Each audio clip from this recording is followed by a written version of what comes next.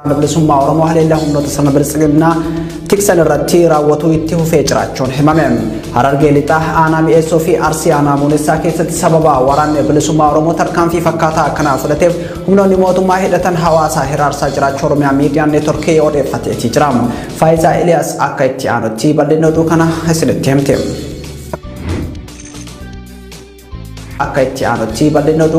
isinitti himte. Waraanni bilisummaa Oromoo godinaalee lixa Oromiyaa baha akkasuma godina Arsii fi kanneen afan biroo tokko tokkotu itti fufee jiraachuun himame. Haaluma kanaan godina Harargee lixaa aanaa mi'eessoo araddaa daalachaa iddoo Jimaa Jaarsoo jaamuun beekamtu keessatti guyyaa kaleessaa lola waraana bilisummaa Oromoo fi poolisoota humna addaa Oromiyaa jidduutti taasifame walqabatee waraanni bilisummaa Oromoo poolisoota humna addaa lakkoofsaan hedduu ta'an irratti tarkaanfii sababii fudhateef waraanni mootummaa namoota nagaa balleessaa tokko malee ajjeesaa jiru. Maddi keenya Harargee lixaarraa dubbifne akka himutti kaleessa nama maqaan isaa Ammee Mahammadee Jaamoo waraanni mootummaa maasaa qonnaa keessatti rasaasatti dhukaasuun erga ajjeeseen booda reeffa isaa akka maatiin hin fudhanne ugguranii jira. Aanaa mi'eessoo magaalaa Asaboota Araddaa ittisa roorroo fi dalchaa jaamuun beekaman keessatti waraana bilisummaa Oromoo waraana mootummaa 5 irratti tarkaanfii fudhachuun kanneen lakkoofsaan hedduu ta'an irraa immoo hidhannoo hiikkatan. Humna addaa Oromiyaatii fi poolisii Oromiyaa milishaa waliin ta'anii uummata keenya kan tiifataan agartee fi uummata Oruu namoota Oruu keessa jiran gartee Oruu keessa jiran kanatti dhukaa turanii amma tanaatu rasaasa baay'ee dhukaa ture gartee namoota nagaa. Sababiin mootummaan uummata nagaatti rasaasa banaa jiruu fi agartee erga humna addaatii fi waraana bilisummaa Oromoo waboon walitti lola bananii booddee sababa san godhachuudhaanii agartee araddoota baadiyyaa daalachaa fi Oroota kan deemuudhaan agartee uummata nagaa irratti rasaasa dhukaasan jechuudha. Oduma walqabateen Arsii aanaa muunessaa keessatti erga lolli waraana bilisummaa Oromoo fi loltoota bulchiinsa Abiy Ahmed jidduutti adeemsifame as gandoota aanichaa 4 keessatti qaamoleen tikaa bulchiinsa bilxiginaa uummata hiraarsaa jiru. Sababii ilmaan keessantu waraana bilisummaa Oromoo waliin hidhata qaba jechuun manneen jiraattota waraana mootummaatiin ibidditti qabsiifame gubamee jiraachuu Oromiyaa miidiyaa neetwork odeeffatee jira. Hamma oduu kana qindeessinetti lubbuu namaa irratti gaagaamni dhaqqabe homaatu hin jiru. Haa ta'u malee qabeenyi hedduun mana wajjin gubachuun mirkanaa'ee jira. Kibxata dabree waraanni bilisummaa Oromoo aanicha keessatti waraana mootummaa 5 irraa 3 madeessuun kanneen hidhannoo guutuu qaban 3 ammoo booji'uun walqabate haalli nageenyaa naannicha jiru hammaachaa dhufuun hawaasni bobbaa fi galaa hanqachuu oduu keenya kanneen dabran keessatti isiniif gabaasuun keenya kan yaadatamudha. Godina Shawaa lixaa aanaa dannoo ganda bakkee sirbaatti humni waraana bulchiinsaa bilisiginaa dargaggeessa ganna 17 maqaa baawwa shaneetiin ajjeesuu maatiin Oromiyaa miidiyaan neetworkitti himan. Dargaggeessi humna waraana bulchiinsa Abiy Ahmediin ajjeefame kun isheetuu dhaabataa kan jedhamu yoo ta'u moobaayila keessa suuraa baawwa shaneettuu jira jedhanii akka ajjeesan haati isaa aadde Buzuu maqaasaa Oromiyaa miidiyaan neetworkitti himaniiti jiru. Ajjechaa ilma isaanii irratti raawwatamen hedduu kan gaddan aadde Buzuun ilmi kiyya roobii darbe gaafa fulbaana tokko bara 2021 galgala rasaasaan dhahanii mana hidhaa geessuun ganama reeffanuuf kennan jechuun dubbatti.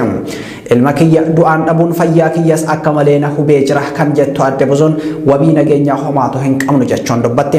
Yeroo garagaraatti waraanni sirna bilisiginaa Oromiyaa bakkeewwan garagaraatti dargaggoota Oromoo maqaa ABO shanee jedhuun adda baabaa irratti ajjeesaa turuun isaa waan yaadatamudha. Oduun keenya akkuma itti fufetti jira. Kaaba Oromiyaa Walloo aanaa baatee keessatti kaadiroonni bilisiginaa manneen seeraan alaa ijaarame diiguu qabna sababa jedhuun kafaltii tokko malee manneen hawaasaa diigaa jiraachuu maddeen garasii komii qaban Oromiyaa miidiyaa neetworkitti himaniiti jiru. Gama biraatiin Walloo aanaa hunda keessatti namoota nagaa maqaa ABO shanee fi juntaa itti moggaasuun hidhaa fi doorsaa jiru jedhameeti jira. Faayisaa Eliyaas garasitti bilbiluun waan qindeessite qabdi. Godina addaa saba Oromoo Walloo keessatti kaadireen bilxiginaa manneen uummataa diigaa jiru. walloo aanaa baatee keessatti kantiibaan magaalaa baatee obbo Abduu Indiris maqaa manneen seeraan alaa ijaarame diiguu qabna jechuun beenyaa tokko malee uummata irraa mana diisisaa jiraachuu maddeen keenya godina walloo gabaasani. Uummanni aanaa baatee daangaa Affaar irra jiraatan lola hidhattoota Affaariin waggoota 4 oliif irratti gaggeeffamaa tureen qe'eef qabeenya isaanii irraa buqqaanii gama magaalaa baateetti galuun mana jireenyaa ijaarratan. Maqaa ijaarsa seeraan alaatiin manneen isaanii jalaa diigameef bulchiinsa komachaa jiru. Namoonni manni duraa diigaman qaama dhimmi ilaallatutti iyyachuun akka beenyaan kaffalamuuf gaafatanillee hanga ammaatti furmaatni hin argamne jiru. Manneen seeraan ala ijaaraman jaaman kunneen mootummaan sababaa ittiin uummata buqqisu barbaachadha malee manneen seeraan kan ijaaramanii jechuun dubbatu namoonni manni duraa diigamanii. Gama biraatiin walloo aanaa hunda keessatti namoota nagaa maqaa shanee fi juuntaa itti moggaasuun hidhaa fi doorsisaa jiraachuu odeeffannoon garasii arganne kan mirkaneessudha. Aanaa Harxummaa Fursee keessatti ammoo hidhattoonni Amaaraa uummata irratti dhukaasa banani. Guyyaa 3 dura hidhattoonni kunneen ganda diimtuu coqorsaa jaamuun beekamu keessatti dhukaasa kan banan yoo ta'u gaaga'ama lubbuu namaa irratti dhaqqabsiisuu baatus uummanni nagaan ba'ee galuuf yaaddoo hamaa keessa seenee jiraachuu komatu. Hidhattoonni kunneen marsaa 3ffaaf leenji'anii waraana Tigraay deemuuf kan turan uummata Oromoo walloo weeraruuf kan qophaa'anii ta'anii jiran waan ta'eef ummanni keenya keessaa fi alaan wal quba qabaatee dammaqinaan qe'ee isaa eeggachuu akka qaban himu. Aanicha keessatti tajaajilli ibsaa adda citee jiru hanga ammaatti waan hin deebiiniif ummanni rakkoo hamaa keessa seenee jira. Magaalonni akka Caffaa Roobiit, Jaarraa Qaacamaa, Odaa Bal'aa, Dareensaa Saddeeqoo, Geeloo, Qiciccoo, Golboo Arbaa, Fursee, Bakkajjaa, Tukuyyee fi Harawaaca kanneen jaaman keessatti tajaajila ibsaa dhabuutiin torbee 2 rakkachaa jiraachuu komatu hawaasni garasii dubbifne. Keessumattuu magaalaa Caffaa Roobiit keessatti tajaajila ibsaatiin wal qabatee rakkoon tajaajila bishaan dhugaatiis isaan mudachaa jiraachuun hawaasa komachiise. Rakkoo kanaaf qaamni dhimmi ilaallatu furmaata akka nuuf kennu gaafannus hanga ammaatti furmaanni osoo nuuf hin kennamin jirraa jiru. Reefi namoota ajjeefamanii laga keessatti argamu hordofee Suudaan ambaasaadara Itoophiyaa gaafiif waamte jedha oduun Reuters irraa arganne. Suudaan ambaasaadara Itoophiyaa Kaartum jiru gaafiif yaamuu ishee dhaga'ameeti jira. Tarkaanfii Suudaan kunis erga reefi namoota 29 haala suukaneessaadhaan ajjeefamanii qarqara lagaatti mudhatee booda ta'u ministeera haajaa alaa biyyattii wabeeffachuun Reuters gabaaseeti jira.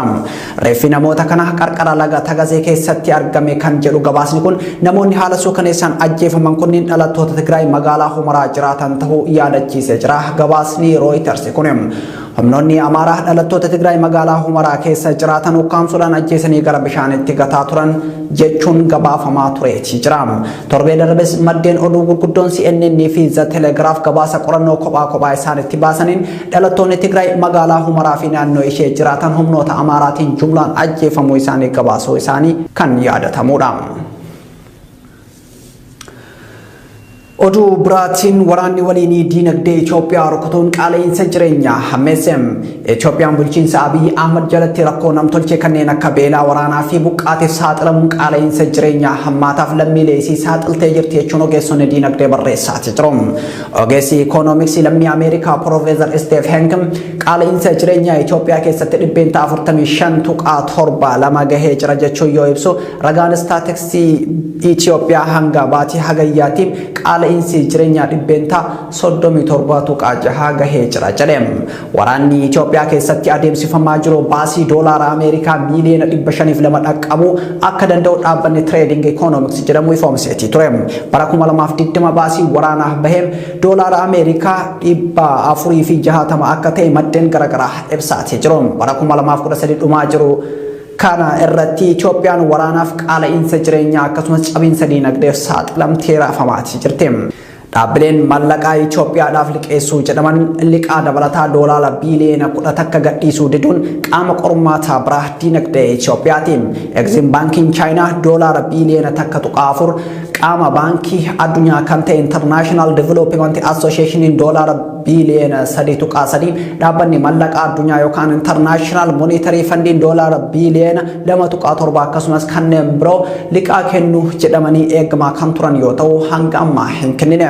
Kunis dandeettiin liqaa kana kafaluu biyyattii waan gadi bu'ee fi sababa waraanaatiin akka ta'e dubbatamaa jira. Ragaa ministeerri mallaqaa baaseen hanga ji'a adoolessaatti liqaan Itoophiyaa irra jiru birrii tiriliyoona 2.4 jedheeti jira.